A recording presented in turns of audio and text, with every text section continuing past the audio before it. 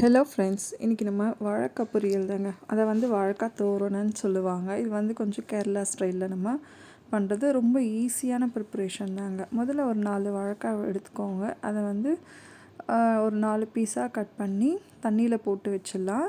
தண்ணியில் போடாமல் அப்படியே வச்சிட்டோன்னா வாழைக்காய் கருத்துரும். அதனால் கட் பண்ணிவிட்டு தண்ணியில் போட்டு வச்சுருங்க.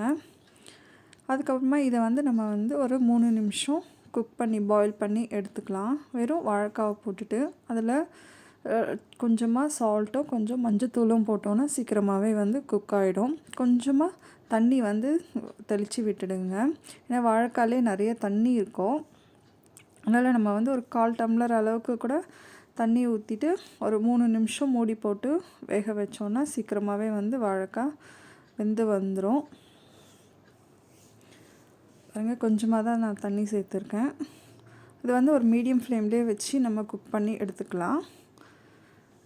பாருங்கள், வாழைக்காய் நல்லா பஞ்சு போல் வெந்திருக்கு பாருங்கள். அதுக்கப்புறமா அதே கடாயில் கொஞ்சமாக ஒரு 2 டேபிள் ஸ்பூன் அளவுக்கு எண்ணெய் போட்டுருங்க. எண்ணெய் போட்டுட்டு ஜீரகம் 1 ஸ்பூன் போட்டுக்கோங்க. ஜீரகம் பொரிஞ்சதுக்கப்புறமா கொஞ்சமாக பெருங்காயத்தூளும் சேர்த்துக்கோங்க. பச்சை மிளகாய் நான் 1 தான் போட்டிருக்கேன் குழந்தைங்களுக்காக. நீங்கள் உங்களுக்கு காரம் தேவையான அளவுக்கு போட்டுக்கோங்க. ஒரு வெங்காயம், ஒரு 4 பல்லு பூண்டு நசுக்கி போட்டுக்கோங்க.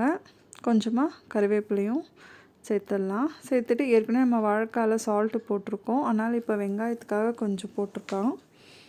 சால்ட்டு டேஸ்ட் பார்த்துட்டு நீங்கள் போட்டுக்கோங்க.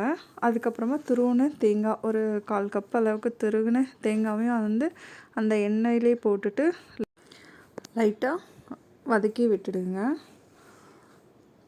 அது கொஞ்சம் கலர் சேஞ்ச் ஆன உடனே நம்ம பாயில் பண்ணி வச்சுருக்க வாழைக்காவையும் அதோடவே சேர்த்து நல்லா மிக்ஸ் பண்ணி விட்டுடுங்க.